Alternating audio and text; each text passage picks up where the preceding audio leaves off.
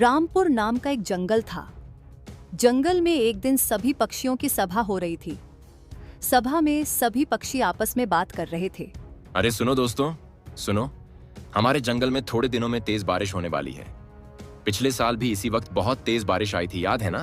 बिल्कुल ठीक कह रहे हो कालू भैया, उस दिन तो बहुत बड़ी मुसीबत आ गई थी।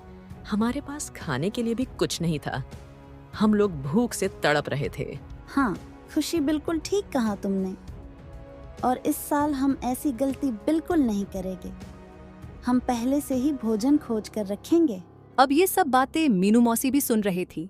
मीनू मौसी दरअसल बहुत आलसी थी। उन्हें काम करना बिल्कुल पसंद नहीं था। अरे तुम लोग भी बेकार की टेंशन लेते हो। अरे पिछले साल जो हुआ सो हुआ, इस साल ऐसा कुछ नहीं होगा। और बारिश आने में अभी बहुत टाइम है, समझे तुम लोग। ये कालू कावा तो बस यूं ही टेंशन दे रहा है। अरे नहीं नहीं हिना मौसी, कालू भैया बिल्कुल ठीक कह रही हैं। हमें पहले से ही तैयारी कर लेनी चाहिए, नहीं तो बाद में बहुत परेशानी होगी। तो तुम लोगों को जो करना है वो करो, मैं चली, मुझे वैसे भी बहुत काम है। ऐसा बोलकर हिना मौसी वहाँ से चली जाती है। अब मेरे पास एक उपाय है।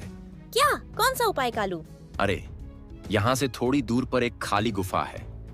उस गुफा में कोई नहीं रहता, तो क्यों ना हम लोग उसी गुफा में थोड़ा थोड़ा करके अनाज और फल जमा कर ले, और बाद में जब बारिश आएगी तब हम उस खाने का इस्तेमाल करेंगे।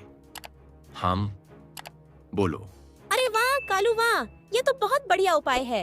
अब तो ठीक है, हम लोग कल से ही अनाज और फल इकट्ठा करना शुरू कर देते हैं।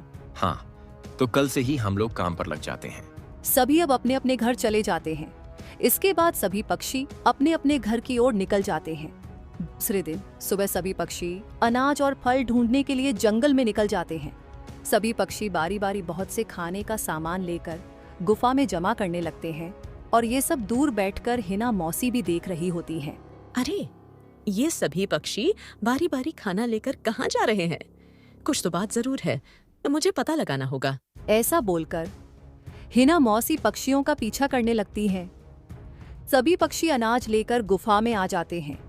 हिना मौसी भी पीछा करते करते वहां पर आ जाती हैं और पत्थर के पीछे छिपकर सब कुछ देखने लगती हैं।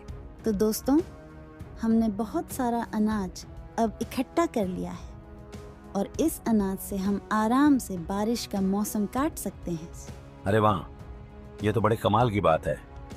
हमने एक ही दिन में इतना सारा अनाज इकट्ठा कर लिया है, लेकिन याद रखना, हमें इस सारे अनाज और फल को छुपाना पड़ेगा, वरना कोई भी आकर बड़ी आसानी से इसे चुरा कर ले जाएगा। हाँ बिल्कुल ठीक कहा। एक काम करते हैं, हम लोग उस पत्थर के पीछे छिपा देते हैं, और इस गुफा में तो वैसे भी कोई आता जाता नहीं, इसलिए ज्यादा टेंशन लेने वाली बात बिल्कुल नहीं है। लेकिन ये सारी बातें छिपकर हिना मौसी सुन रही होती हैं। ये बात है, सभी पक्षी मुझे अकेला छोड़ के बारिश के लिए खाना इकट्ठा कर रहे हैं और मुझे बताया तक नहीं। कोई बात नहीं बच्चों, तुम्हें जितना अनाज इकट्ठा करना है उतना कर लो। अब मुझे सब कुछ पता चल गया है। अब मैं सारा अनाज चुरा कर किसी भी वक्त ले जाऊंगी। सभी पक्षी अनाज और फल लेकर पत्थर के पीछे उसे छिपा देते हैं और अपने घर की ओर निकल आते हैं। वही हिना मौसी पत्थर के पीछे छिपी होती है। जैसे ही सभी पक्षी गुफा से बाहर आते हैं, तब तुरंत हिना मौसी पत्थर के पास पहुंच जाती हैं। सारा अनाज और फल बारी बारी वहां से लेकर अपने घर चली आती हैं। अरे वाह, ये तो बहुत बढ़िया हुआ। मुझे इतनी आसानी से इतना सारा अनाज मिल गया, वो भी बिना मेहनत किए। बारिश का मौसम तो अब बड़ी आसानी से कट जाएगा। अब मैं बड़े आराम से रह सकूंगी। मैं अब उन लोगों को समझ आएगा मुझसे पंगा लेना कितना भारी पड़ा उन्हें। अच्छा ही हुआ कि हमने आज ही अनाज का प्रबंध कर लिया, वरना इतनी बारिश में हम लोग भला कहाँ जाते। बिल्कुल ठीक कहा रानी तुमने। अब ये बारिश भला कब रुकेगी या नहीं, हमें क्या ही मालूम। लेकिन चिंता की कोई बात नहीं है, हमारे पास काफी दिन तक चलने वाला अनाज जो है, अब हम कल सुबह खाने के लिए जाएंगे और पूरे दिन का खाना लेकर अपने अपने घर वापस लौट आएंगे। ठीक है, अब सब लोग मेरे घर पर आ जाना और हम लोग वहीं से साथ में जाएंगे गुफा की ओर, ठीक है? ऐसा बोलकर सभी पक्षी अपने अपने घर चले जाते हैं। अब अगले दिन सुबह हो जाती है। सभी पक्षी रानी के घर आ जाते हैं। आ गए ना सब लोग? ठीक है, तो अब हम लोग चलते हैं। हाँ हाँ ठीक है, चलो। सभी पक्षी गुफा की ओर जाने लगते हैं और बीच में तभी हिना मौसी का घर भी आता है। हिना मौसी का घर देखकर रानी को हिना मौसी की याद आ जाती है और वो उन सब से कहती है, अरे अब रोको रोको, क्यों ना हम हिना मौसी को भी साथ ले चले? वो भी तो बहुत भूखी होंगी ना। अरे नहीं नहीं, बिल्कुल नहीं। अरे वो तो बहुत लालची और कपटी है, मुझे तो वो जरा भी पसंद नहीं है। अरे नहीं, वो जो भी हो, लेकिन वो हमारे जंगल की तो सदस्य ही है ना, तो हमें उसकी मुसीबत के समय हमें उनकी मदद भी करनी चाहिए। ऐसा सुनकर तभी सभी पक्षियों को उस पर दया आ जाती है और वो लोग हिना मौसी को बुलाने लगती हैं। अरे क्या बात हो गई? तुम सब एक साथ क्या हुआ? भला मुझे क्यों बुला रहे हो? रानी तभी सब कुछ हिना मौसी को बता देती है और तब जाकर कहीं हिना मौसी की जान में जान आती है और वो भी सभी पक्षियों के साथ गुफा की ओर जाने लगती हैं। सभी पक्षी गुफा में आ जाते हैं और अनाज और फल जहां पर रखे थे वहां जाने लगते हैं। लेकिन जैसे ही वो लोग वहां पर पहुंचते हैं तो आश्चर्यचकित रह जाते हैं, क्योंकि सारे फल और अनाज वहां से गायब हो चुका था। कोई उन्हें चोरा कर ले गया था। अरे हम क्या करेंगे? अरे हाँ हिना, हमारी सारी मेहनत पर पानी फिर गया है। भगवान, ये क्या किया तूने? अब सभी पक्षी बहुत परेशान हो जाते हैं। किसी को कुछ भी समझ नहीं आ रहा था और वही कपटी हिना मौसी अंदर अंदर बहुत खुश हो रही है। अरे देखो, तुम लोग परेशान नहीं हो, मेरे पास 2 दिन तक का खाना रखा हुआ है, तो रुको, मैं आज का खाना तुम सब के लिए लेकर आती हूँ। ऐसा बोल के रानी खाना लेने चली जाती है और थोड़ी देर में खाना लेके वापस आ जाती है और सभी को थोड़ा थोड़ा अनाज और फल दे देती है। दोस्तों, तुम लोग बिल्कुल भी चिंता मत करो, जो भी हमारा खाना लेकर गया है ना, वो उस अनाज और फल को ज्यादा दिन नहीं रख पाएगा, वो उसके किसी काम नहीं आएंगे। क्या ऐसा क्यों? लेकिन क्योंकि दोस्तों, मैं जब कल फल इकट्ठा कर रही थी ना, तब गलती से फल के साथ बेरीज भी आ गई थी और बेरीज 1 दिन या 2 दिन में ही खराब होने लगती है और सड़ जाती है। इसलिए जब वो बेरीज को नहीं निकालेगा तो सारा अनाज और फल उसी के साथ खराब हो जाएगा और वो उसके किसी काम नहीं आएगा। वो सब तो ठीक है, लेकिन अब हमारा क्या होगा? अभी तो खाने का इंतजाम हो गया, लेकिन अब हम कल क्या करेंगे? अरे चिड़िया बहन, कल तक खाना चल जाएगा, इतना है मेरे पास। तुम सब लोग कल यहीं पर आ जाना और मैं सभी के लिए खाना देकर आ जाऊंगी। हिना मौसी यह सब सुन रही थी। थोड़ी देर के बाद सभी पक्षी खाना खाकर अपने अपने घर चले जाते हैं। हिना मौसी जल्दी से घर पहुंचती है और फल से सारी बेरीज निकाल कर खा जाती है। यह तो अच्छा हुआ कि उसने बता दिया। अब टेंशन की कोई बात नहीं, अब सारा अनाज और फल बिल्कुल नहीं बिगड़े, गाजों का त्यों रहेगा। अब सो जाती हूँ, कल सुबह फिर गुफा में जो पहुंचना है मुफ्त का खाना खाने के लिए। ऐसे बोलकर हिना मौसी सो जाती है। हिना, आप ही है ना जिसने हमारे फल चुराए हैं? हाँ, क्या? नहीं नहीं, ये तुम क्या कह रही हो रानी? मुझे क्या पता फल के बारे में, मैंने ऐसा कुछ नहीं किया। और तुम्हारे पास क्या सबूत है कि फल मैंने ही चुराए? सबूत ये है मासी कि बेरीज खाने से ही ऐसा रंग हो जाता है और बेरीज का रंग 2-3 दिन बाद ही निकलता है। मुझे पता था कि हम में से ही कोई है जिसने ये काम किया है, इसलिए कल ही मैंने झूठ कहा था कि बेरीज 1 दिन में बिगड़ जाते हैं। लेकिन ऐसा नहीं होता, ताकि जो कोई भी उन बेरीज को चुभे तो उसका रंग उसे लग जाए और वो पकड़ा जाए। और जहाँ तक सबूत की बात है, तो सारा अनाज और खाना मुझे पता है, आपने अपने घर में ही छुपाया होगा। चलो चलकर इनके घर की तलाशी लेते हैं, अभी दूध का दूध और पानी का पानी हो जाएगा। ऐसा सुनकर अब हिना मौसी घबरा जाती है और सारा सच उगल देती है। ऐसा सुनते ही अब सभी पक्षी बहुत गुस्सा हो जाते हैं और मीनू मौसी चुराया हुआ खाना उन सभी को वापस करती है। वीडियो अच्छी लगी हो तो हमारे चैनल को सब्सक्राइब करना तो बिल्कुल मत भूलना। मैं आपसे मिलूंगा अगले वीडियो में किसी और नई कहानी, नई सीख के साथ। तब तक के लिए bye bye. Thank for watching.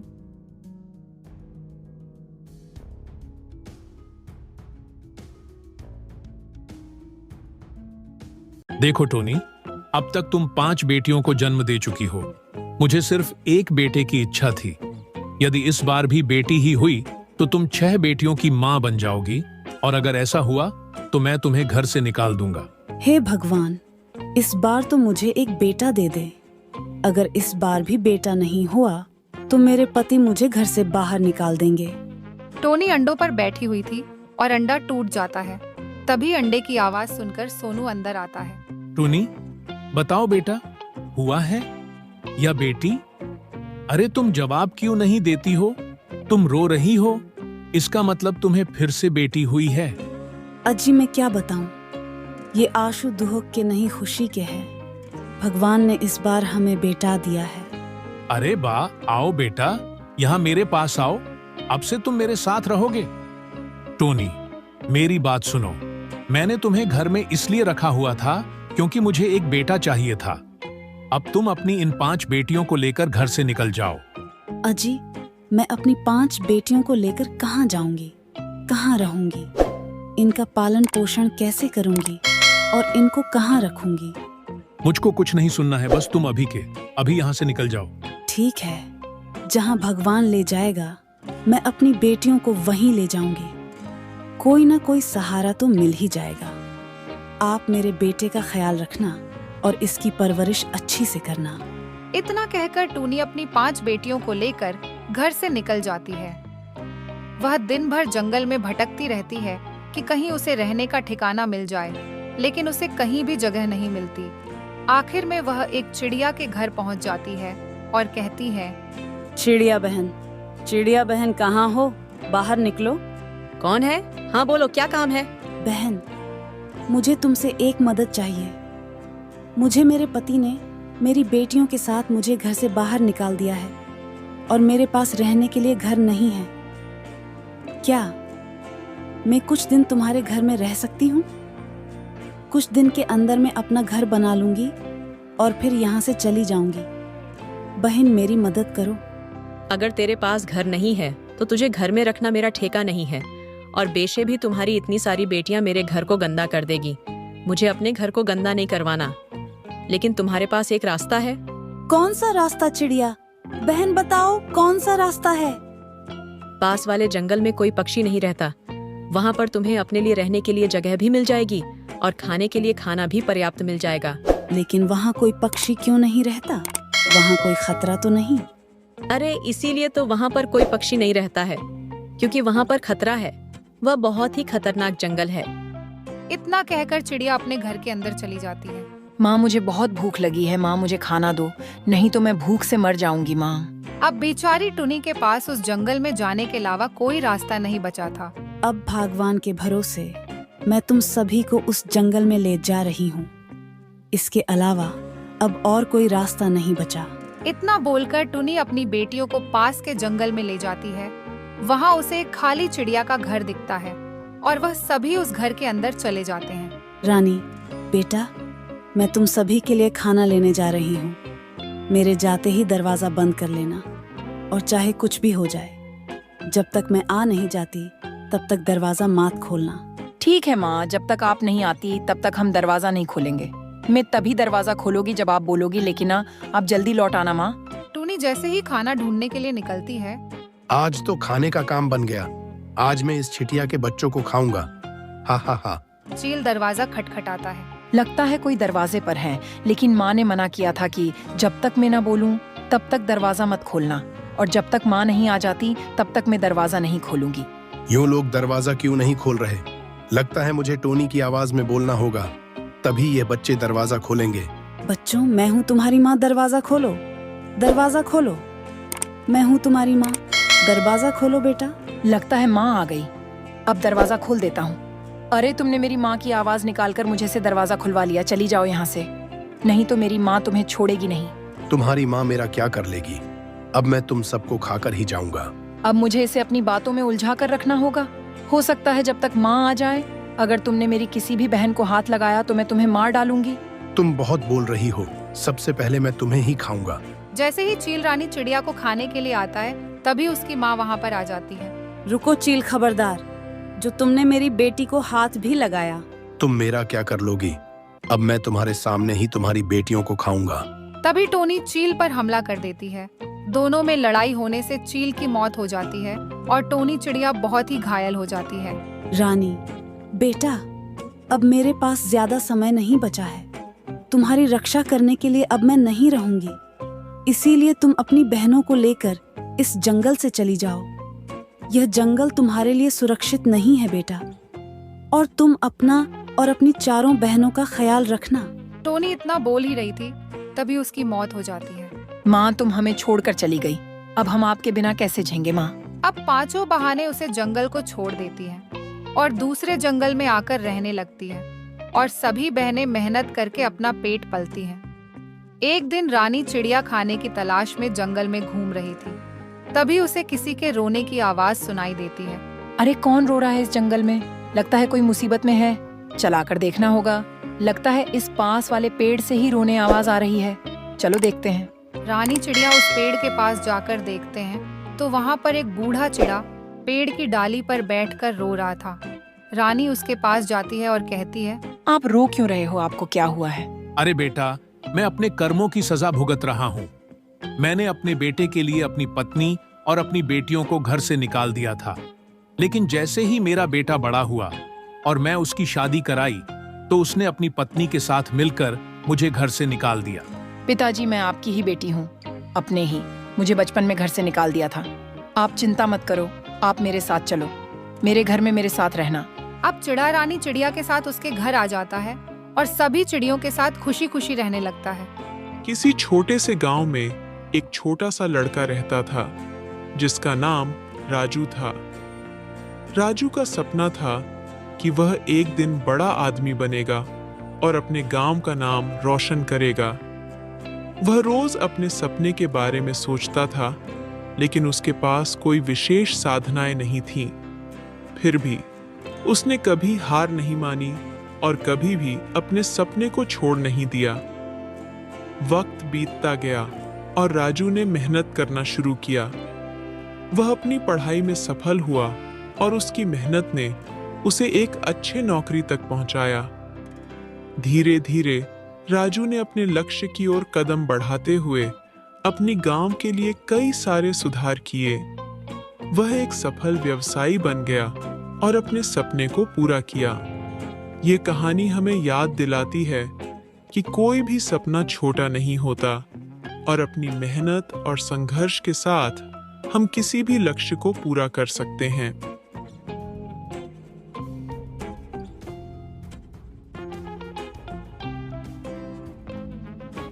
वहीं उन्होंने देखा कि एक नन्ही चूही अपने दोस्तों के साथ कूद रही थी। हे चिड़िया, तुम्हें देखकर बहुत खुशी हुई। क्या तुम हमारे साथ खेलोगी? जरूर, हमें भी तुम्हारे साथ खेलना अच्छा लगेगा। चिड़िया माँ और उसके बच्चे चूही के साथ तालाब के किनारे खेलने लगे। सबने मिलकर हंसने और कूदने का आनंद लिया। बारिश के बाद की यह खुशी और भी बढ़ गई थी।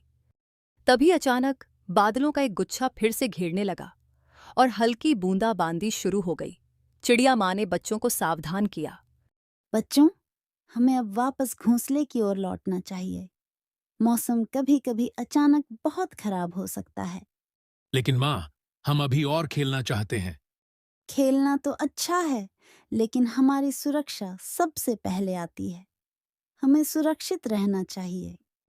बच्चों ने अपनी माँ की बात मानी और सभी ने वापस उड़ान भरी। वे अपने घोंसले की ओर बढ़ने लगे और रास्ते में उन्होंने उस सुंदर इंद्रधनुष को फिर से देखा।